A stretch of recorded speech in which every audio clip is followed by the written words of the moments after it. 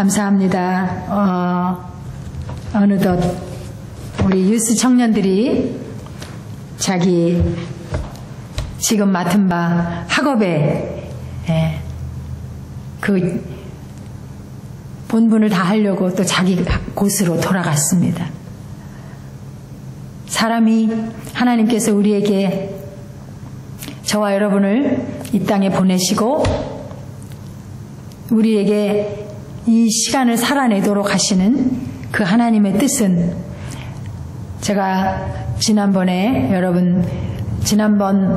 방문했을 때 여러분과 함께 나눈 말씀처럼 그 에베소서 말씀처럼 우리가 그냥 바쁘게 살아서 세월을 아끼라 이런 뜻이 아니라는 것을 저와 여러분이 나눈 적이 있습니다. 여러분, 성도에게 이 세상이 무엇인지 우리가 자꾸 말씀을 통해서 세상에 대하여 주의하고 그리고 우리에게 주신 믿음에 관해서 더 주의해야 합니다. 그래서 예수님이 모든 것을 제자들에게 비유로 말씀하실 때 비유가 아니면 말씀하지 아니하였다고 성경에 그렇게 우리에게 가르치고 있습니다. 이 비유가 그냥 흘려듣는 자들에게는 교훈으로 세상 사람들이 우리 한국이든 미국이든 사람들이 사용하는 속담처럼 예수님의 말씀을 사람들이 들어서 유익한 교훈으로 그렇게 생각하거나 치부하기 쉽습니다. 그런데 결코 세상에서 사람들이 자기들 세상에 살아가는 이치에 맞춰서 만들어낸 그러한 속담으로 이 성경에 나오는 진리들을 해석하고 그것을 왜곡함으로 많은 사람들이 진리에서 떠나서 허탄한 길로 가는 것을 우리는 봅니다. 2절 말씀을 여러분 보세요. 예수님 자기가 한 비유가 어떤 것과 직결되는지. 여러분, 천국은 마치 이런 표현을 예수님은 자주 쓰십니다. 왜냐하면 자기가 하나님 뜻대로 3년 동안 오셔서 전하는 이 말씀은 사람을 천국으로 인도하는 구원과 직결된 말씀이기 때문에 그렇습니다. 천국은 사복음서를 읽어보시면 이 표현을 쓰신 부분이 비유를 하실 때마다 천국은 마치 여러분이 잘 아는 열처녀의 비유 또 다른 달란트의 비유 많은 비유들이 다 그렇습니다. 그분의 하신 말씀이 여러분에게 천국과 직결되는 생수요 만나이기 때문에 그렇습니다. 그리고 아주 사람을 믿는 성도를 제자의 3년 동안 따라다니면서 다 보고 겪은 제자처럼 그렇게 제자화 되기를 그렇게 본 것처럼 실제로 예수를 만나기를 예수님께서 소원하시면서 자기가 가장 사랑하고 죽음 이후에 승천하신 이후에 하늘에 계실 때 계시하셔서 세상이 아직도 교회가 깨지 못하고 자기의 말을 실체적으로 이해하지 못하는 자들에게 요한계시록을 기록하게 하셔서 내 말이 사실인 것을 전하게 하신 그가 가장 사랑하는 사도였던 그 12제자 중에 가장 사랑하는 사도였던 요한을 통해서 요한복음을 통해서 우리에게 그리고 요한 1, 2, 3서를 통해서 그리스도를 가르쳐주고 계십니다. 그래서 여러분 그리스도의 복음이 우리가 행해야 될 복음과 그리고 그를 하나님의 아들 예수 그리스도에 관한 예수를 깊이 아는 이 믿음 이 두 가지를 여러분이 병행해서 계속해서 예수를 아는 믿음과 예수를 알고 난 이후에 여러분이 입어야 할 예복에 관한 것 그의 가르침을 따라서 우리가 성장해 가도록 가르치시는 예수님의 말씀 이 두 가지를 우리는 항상 교회에서 먹어야 합니다. 여러분 모든 교회들이 다 복음을 가지고 있는 것 같지만 세상 사람들이 하는 말이 있죠. 반짝거린다고 다 금은 아니다. 이런 속담이 있지 않습니까? 주의 이름을 부른다고 저들이 다 구원받지 못한다고. 그래서 교회에 속한 자나 속하지 않은 자나 이단이라고 불린 자나 하나님의 이름을 다 부르고 혹은 하나님의 아들 예수 그리스도를 빙자해서 그리스도인이라 자처하고 있습니다.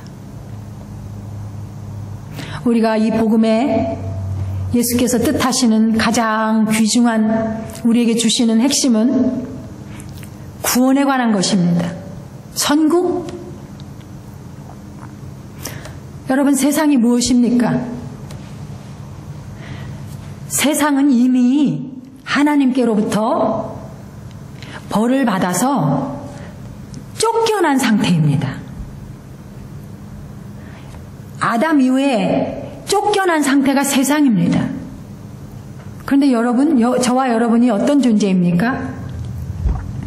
쫓겨난 상태. 그러면 그 쫓겨난 사람들은 성경에 하나님께서 다 악한 자 안에 속한, 저주받았고 영생은 없는 악한 자 안에 속한 그런 멸망받을 세상이 세상입니다.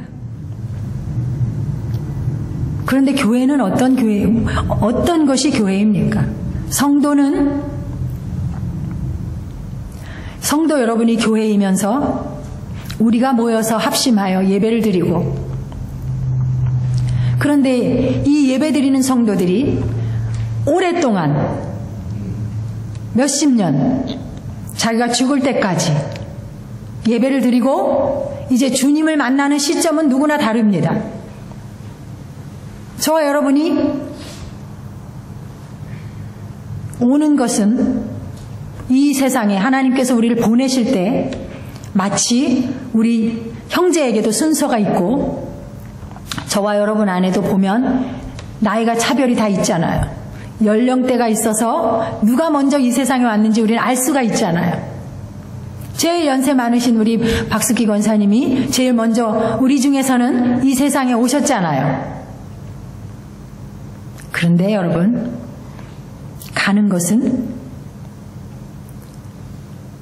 그 우리 육체의 눈으로 보는, 우리가 판단할 수 있는 그런 기준으로 온 것 같은데 가는 것은 그렇지 않은 것을 우리 누구나 알고 있지 않습니까? 세상에서 벗어나는 것은 순서가 없습니다. 또 이것에 더해서 여러분은 모태에서 한 번 태어나셨어요. 그런데 그것이 끝이 아니에요. 성도는 반드시 2번 태어나야 합니다. 아멘? 아멘입니다. 반드시 2번 태어나시고 한 번만 죽으셔야 합니다. 아직 잘 이해가 안 가시죠? 반드시 여러분 2번 태어나시고 한 번 죽으셔야 해요. 그런데 불신자, 잘못된 믿음을 가지고 하나님의 아들 예수 그리스도에 관한 잘못된 믿음을 가지고 사는 사람은 여러분 한 번 태어나서 2번 죽게 되어 있습니다. 이것도 아멘 하셔야 돼요.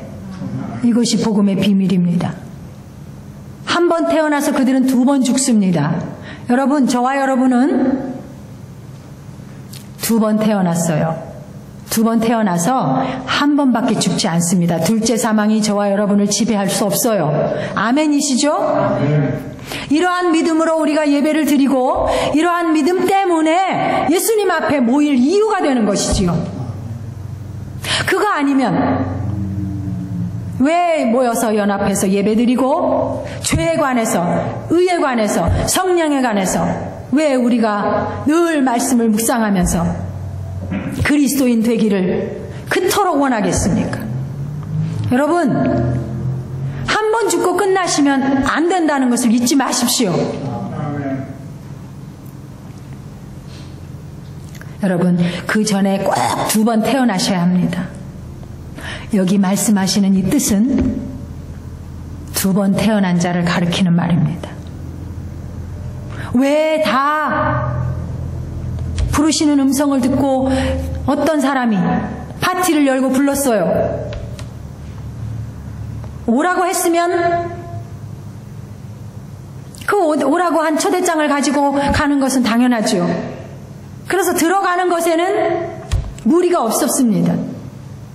들어가는 것에는 아무도 제지할 수가 없었어요. 초대장이 있으니까요. 그런데 왜 그 초대장이 있는데도 주인에게 쫓겨났을까요? 어떤 사람은?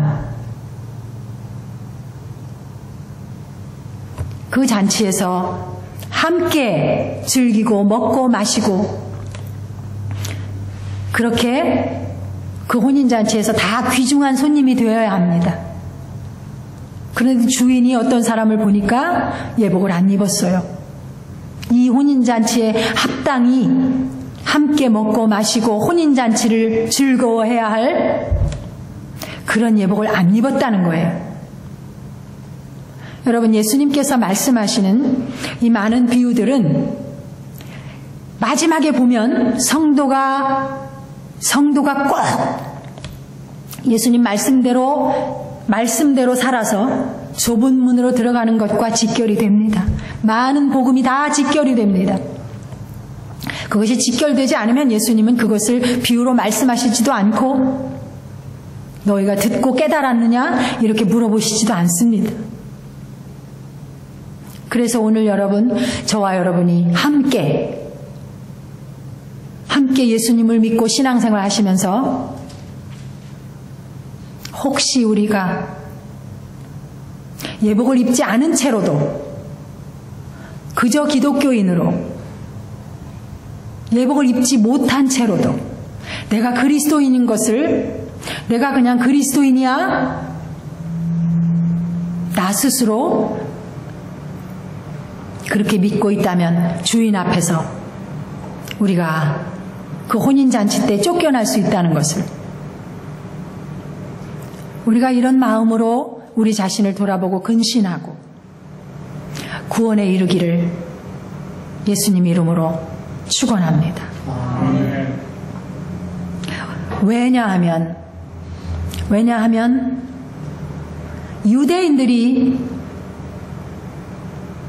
이 살진 소, 양을 잡아놓고 그 혼인잔치에 초대하는 하나님의 음성을 듣지 못하고 그들이 예수 그리스도를 죽일 자로 배척했지요. 여러분, 이 말씀이 그들에게만 적용되어서 우리가 유대인이 아닌 것이 다행이야. 오늘날 이 수십 세기가 지나는 동안 교회들은 이렇게 생각하고 있습니다. 신학은 예수 그리스도의 죽으심에 대해서 교묘하게 교회를 속이고 사람을 속이고 있어요. 그래서 여러분, 신학이 주인 노릇하고 교조주의가 목사님들을 얽어매는 그런 상태로 전락했습니다. 이것은 제가 어떤 교단이나 어떤 신학을 비판하기 위한 것이 아니에요. 결코 아닙니다. 예수 그리스도 그가 하신 말씀과 그 말씀 안에서 성령으로 깨닫게 하시고 내게 계시하신 것이 없으면 나는 내 양심에 부끄러워서 이런 말을 감히 여러분 앞에서 할 수 없습니다. 한국 교회에서도 저는 이런 말을 할 수가 없습니다. 그러나 감히 제가 이 말씀을 도보은혜교회 그리고 하나님께서 허락하시는 성도가 있는 곳에서 감히 할 수 있는 것은 하나님의 아들 예수 그리스도 그가 누구인 것을 철저한 믿음으로 율법을 너무너무 신봉하였던 사도 바울에게 만나주신 예수 그리스도가 그의 음성을 듣고 예수 그리스도를 보고서야 그의 십자가를 이해하게 된 사도 바울. 그래서 저도 이 은혜가 아니면 말할 수 없는, 여러분에게 다 설명으로 표현할 수 없는 이 은혜가 아니면 제가 감히 신학의 주인 노릇한다고 누구를 평가할 수 없습니다. 저에게 이 은혜가 있어서, 그리고 주님이 말씀하시고 근심하시는 그 계시와 은혜가 있어서 오늘도 저는 그리스도를 알기를, 예수 그리스도를 여러분이 소유하기를 제 영혼 깊은 곳에서 바라고 소원하는 것입니다.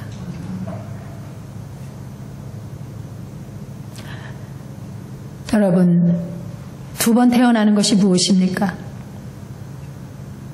여러분이 두 번 태어나지 않고 성령 안에서 예수 그리스도가 누구이신지, 그가 나와 무슨 관계가 있는지 매일매일 여러분 영혼이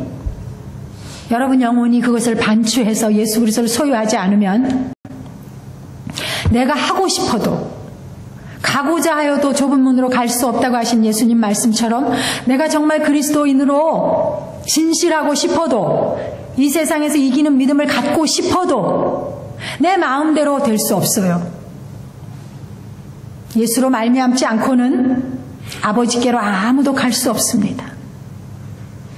여러분, 예수님 소유하셔야 해요. 예수님 만나셔야 해요. 예수님은 열망하는 자들에게 반드시 만나주시는 자입니다. 그분은 하나님의 아들로서 이 땅에 실체로 오실 때 그래서 오셨어요.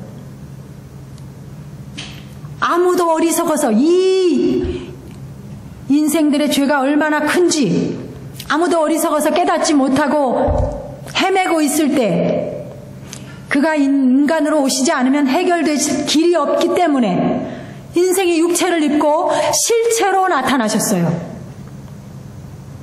그런데 그 실체로 나타난 인간 예수를 사도 바울이 이미 보았었어요.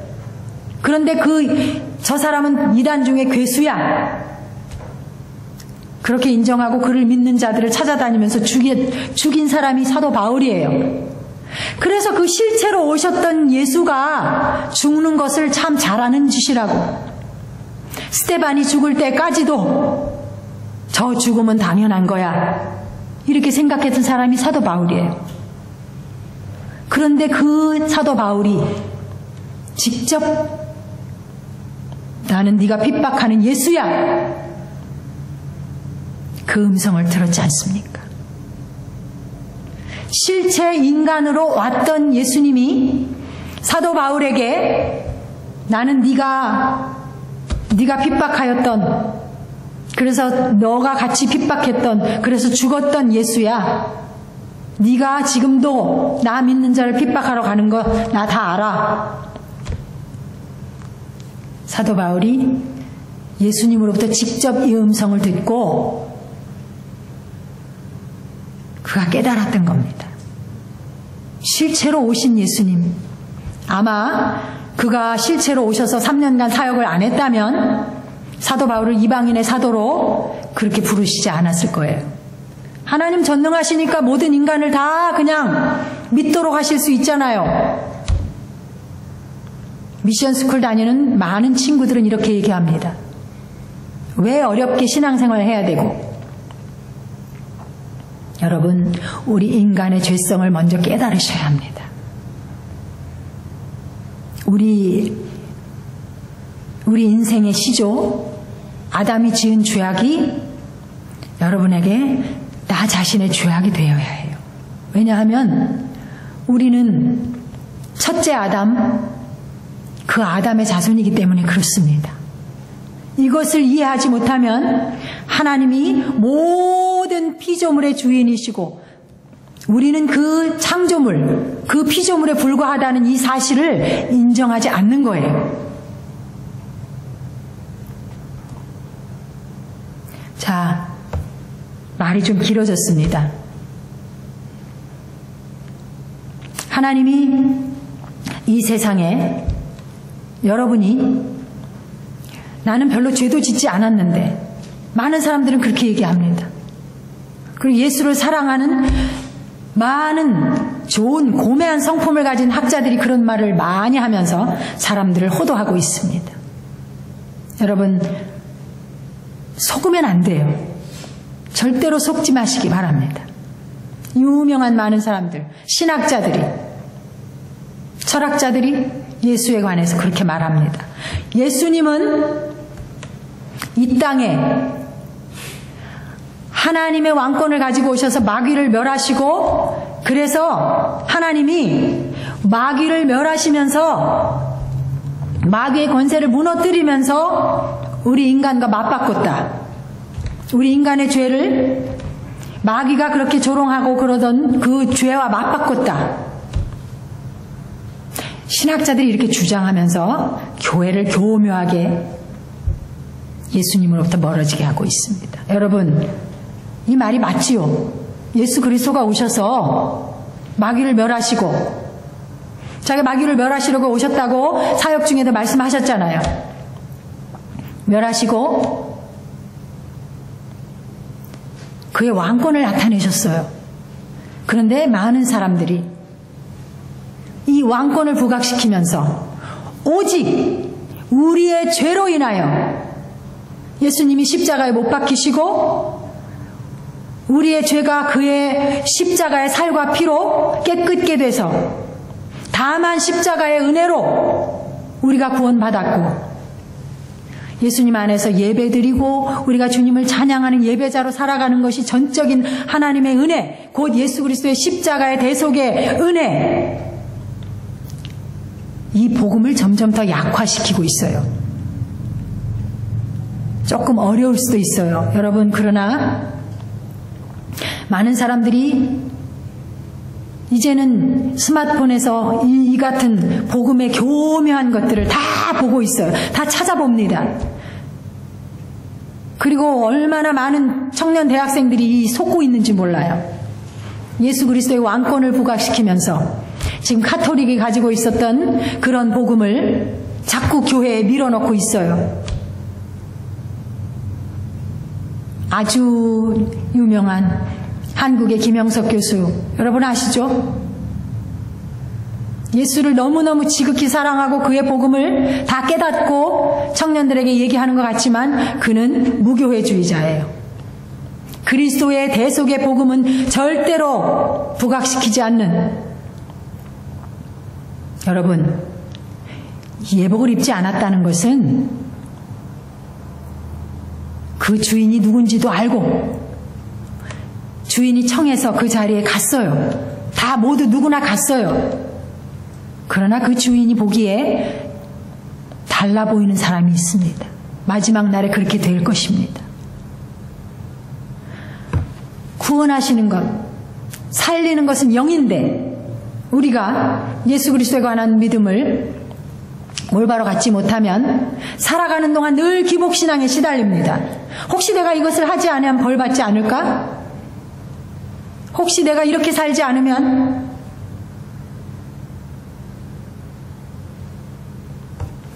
믿음과 행함은 반드시 예수님 말씀대로 병행하는 것을 야고보 사도는 얘기합니다.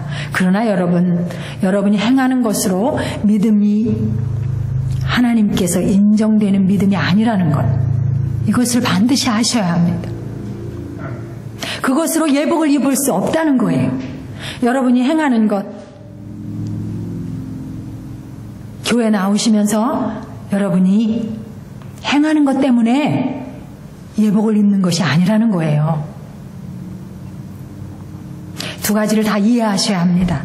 그런데 오늘은 제가 여러분에게 이러한 다소 어려운 듯한, 그러나 결코 어렵지 않은 이러한 말씀으로 여러분에게 좀 영적 숙제를 드리고 싶어요. 왜냐하면 예수님은 이 말씀을 하시면서 다른 여러 가지 비유를 하시는데 교회에, 그리고 우리 개인 성도에게 주시는 말씀이 반드시 예복을 입어야 할 것을 말씀하십니다. 그런데 그 예복이 예수에 관해서 깊이 아는 그 지식, 여러분이 예수 그리스도와 직접적으로 연결되는 것은 그의 대속의 십자가 때문에 그렇습니다. 이 복음에 관해서 얘기하고 또 얘기하자면 몇 날 며칠 밤을 세워도 모자라요. 그러나 저는 여기 설 때마다 여러분이 이것을 좀 생각하시기를, 이것에 관해서 깊이 날마다 묵상하시기를 바라면서 그래서 이 말씀을 또 드립니다. 예수님을 열망하면서 기도하십시오. 내가 전해드리지 못한 것, 그것이 여러분이 예수 만나기를 소원하고 기도하실 때 예수님은 성경과 성령으로 자기 자신을 여러분에게 나타내 주십니다. 반드시 그렇습니다.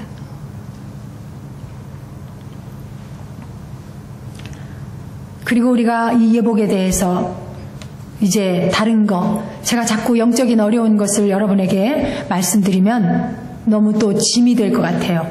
여러분, 기회가 될 때마다 제가 주 안에서 이것을 나눌 것입니다.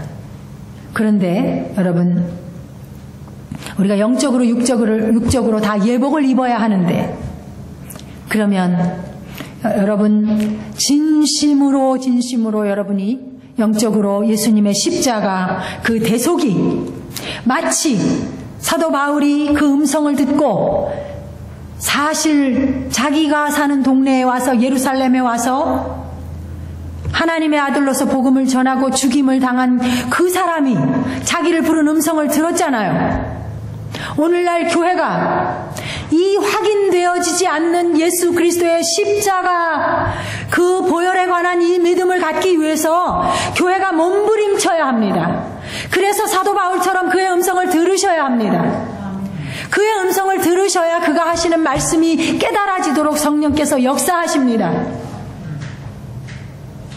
성령께서 역사하시면 여러분이 예복을 입도록 날마다 준비시켜 주십니다. 여러분을 겸손하게 해주시고, 여러분을 용납하게 해주시고, 여러분을 관대하게 해주시고요. 성령의 열매 있잖아요. 9가지 열매가 맺도록 여러분을 점점 더 장성하게 해주십니다. 여러분, 어떤 사람이 겸손한 자이고 어떤 사람이 용납하는 자입니까? 이러한 것이 화평을 이루지 못하는 이러한 성도로 날마다 예수 믿으면서도 반목하고 좀 성숙함에 이르지 못한 사람을 비난하고 그들을 안 받아주고 그들을 용납하지 못하면 예수께서 우리를 결코 칭찬하지 않으십니다. 여러분이 정말 이해가 쉽도록 제가 사실 있었던 예를 여러분도 아실 수 있겠습니다만 사실 있었던 그러한 얘기를 잠시 나누고 마칠까 합니다. 여러분, 우리는 예수님이 늘 발을 씻겨주시고 너희도 나처럼 하라. 우리는 교회에서 오래 신앙생활을 하고 직분자로서 많은 직임을 맡을수록 예수님처럼 섬기는 것이 습관이 돼야 합니다. 그리고 말씀의 권위에 대해서 복종해야 합니다. 여러분, 우리 평양의 대부흥 시대에 여러분이 다 아시는 한국교회 주기철 목사님 아실 거예요. 그가 일제에 다른 사람은 다른 목사들은 평양 노회가 신사참배를 결정하고 다 엎드릴 때 주기철 목사는 그 믿음을 지켰습니다. 여러분, 그 일화를 다 아시잖아요. 그의 일생에 대해서 다 아시죠? 주기철 목사님, 그가 목회할 때 그 시대 당대에 그 사람들에게, 그 지방 사람들에게 가장 유력하고 유지이고 영향력을 미치던 장로 한 분이 있었습니다. 여러분이 다 아시는 조만식 선생입니다. 조만식 선생은 교육자이고 그 지방의 유력자, 많은 사람들이 그를 존경하고 따랐습니다. 그리고 교회에선 수석 장로였습니다. 얼마나 바쁘겠어요.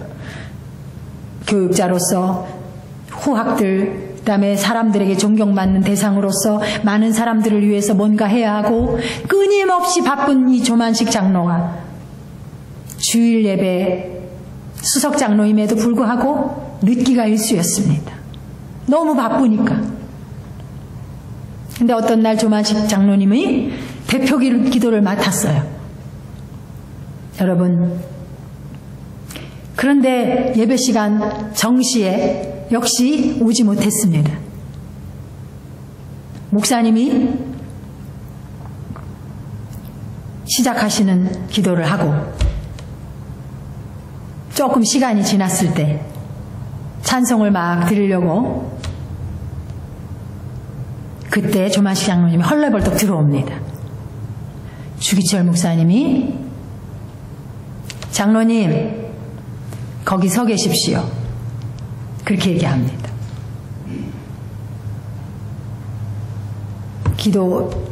목사님께서 장로님 거기 서 계십시오. 조만식 장로님이 아무 말 없이 뒤에서 서서 있습니다. 서서 찬송을 같이 드립니다. 그리고 겸손하게 자기 대표기도 시간이 되었을 때 목사님께서 기도하십시오. 그분이 앞에 걸어 나가서 기도합니다. 그리고 기도 시간이 지날수록 회개하며 울며 자기의 죄과를 하나님 앞에 통회하면서 이 세상 일에 분주하고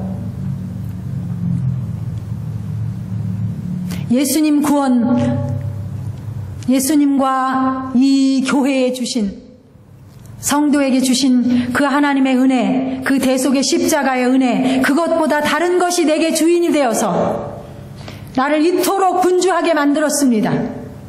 용서해 주십시오.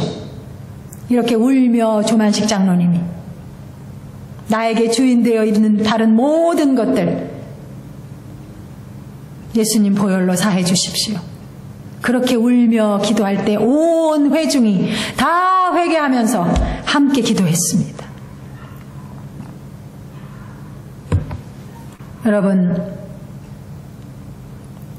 그 조만식 장로님이 수석 장로로서 목사님이 예배 시간에 들어오지 못하도록, 여러분 장로님들은 기도하기 전에 여기 올라와서 앉잖아요. 근데 그것을 제지하고 거기 서 계십시오.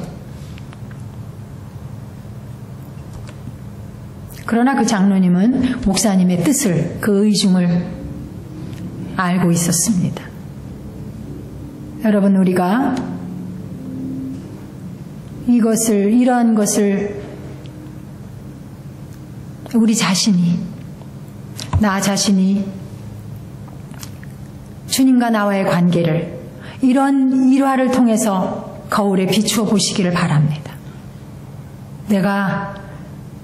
내 속에 있는 것들, 내가 좋아하는 것들, 내가 고집하는 것들이 내게 주인 노릇하고 있지 않은지, 세상의 분주한 것들과 세상에 놀랍도록 좋아 보이는 것들이 내게 주인 노릇하고 있지 않은지, 그래서 주님 앞에 나와서 예배를 드리는, 좀 늦으면 어때?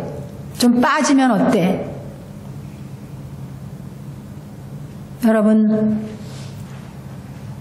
세상의 아무 일도, 사람이 죽는 일도, 사람이 혼인하는 일도 우리가 예수님 앞에 예배 드리는 것보다 귀한 것은 없습니다. 예수님은 우리가 자기 사람 되기를 얼마나 기다리시는지 모릅니다.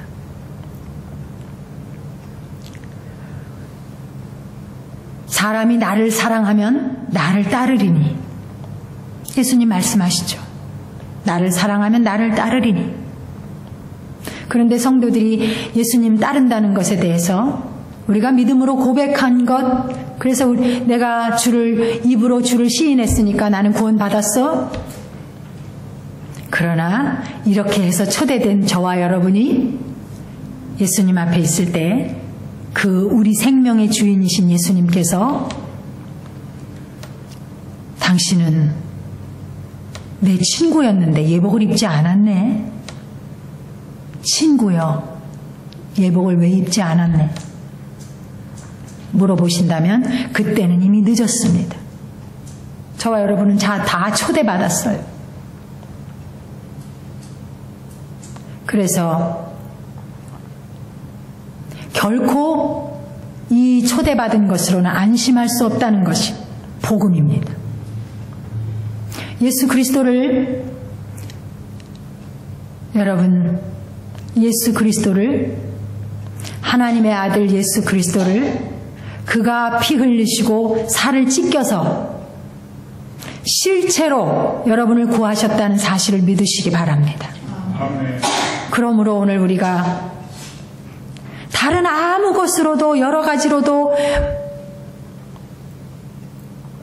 말하고 또 말해도 이 복음 이외에 예수님과 저와의 관계가 이 복음 이외에는 그가 정말 우리를 찾으실 때 그가 혼인잔치에서 당신은 왜 등은 있는데 기름도 없어? 예수님은 우리에게 거듭거듭 비유를 하시고 또 하시고, 그래서 그 복음이 저와 여러분에게 전파되었습니다. 여러분 용납하시기 바랍니다. 좀 모자라는 사람도 여러분 우리의 잣대로 그 모자라는 사람에게 우리의 잣대로 평가한다면 예수님이 우리에게 주신 그 희생과 그 대속의 십자가가 헛될 수가 있다는 것을 기억하시고 모자라는 사람을 용납하시고 용서할 수 없는 사람을 용서하시기 바랍니다. 왜냐하면 여러분, 저와 여러분은 빚진 자인데 이 빚진 자의 의미를 깊이 깨달으셔야 합니다. 이미 쫓겨난 세상에서 아무도 하나님 앞에 구원 얻을 수 없는 상태에서 그리스도 때문에 저와 여러분이 그냥 다만 그리스도의 그 대속의 십자가로 인해서 구원 얻었습니다. 그냥 쫓겨난 이 세상에서 여러분이 이 구원 얻었는데 이 구원 얻은 것이 나만 구원 얻어서 나만 예복 입고 예수님 앞에 갈 그런 복음이 아닙니다, 여러분. 여러분이 빚졌다는 것이 이게 잘 실감이 안 가실 수도 있어요. 사도 바울이 나는 유대인에게나 헬라인에게나 복음에 내가 빚진 자로라. 여러분이 예수님이 나를 구원하셨다는 이 복음을 안 순간부터 우리는 복음에 빚진 자입니다. 그렇게 될 수 없는 사람이 구원 얻은 것을 여러분이 믿기만 한다면 우리는 복음의 빚을 졌기 때문에 또 다른 사람, 우리처럼 도저히 구원 얻을 여망이 없는 다른 사람, 그 사람에게 우리가 빚진 자예요. 그러므로 우리가 아무도, 어떤 괴수도, 어떤 죄인도, 어떤 모자라는 사람도, 예수 믿으면서도 좀 못마땅하게 하는 그런 사람도 우리의 비난의 대상이 결코 될 수 없습니다. 판단하시는 분은 하나님이시고 그들이 끝까지 회개하지 않을 때 하나님이 그들을 판단하시죠. 그래서 천사도 꾸짖는 말을 하지 못해요. 감히 마귀를 꾸짖는 말을 하지 못해요. 마지막 때 하나님이 하실 것이기 때문에 그렇습니다. 그러므로 우리 성도된 여러분, 우리가 모든 사람을 용납하고 그들을 위해 기도하십시다. 내 옆에 있는 사람, 좀 멀리 떨어져 있는 사람, 그래서 그들이 예수님의 십자가 복음을 자세히 알지 못해서 혼미한 길을 갈지라도 그들을 용납하고 복음의 빚진 자처럼 애통하면서 기도하는, 그래서 하나님이 찾으시는 예수 그리스도의 구속의 그 대속의 복음 때문에 이 복음을 깨닫고 기도하는 그런 교회, 예수님이 찾으시는 그런 교회, 주님 앞에 우리가 다, 저와 여러분이 예복을 입고 한 사람도 쫓겨나는 일이 없도록 이런 믿음으로 우리가 함께 기도하면서 끝까지 예수님의 신부로 준비되기를 우리를 구원하신 예수님 이름으로 축원드립니다. 살아계신 아버지 하나님,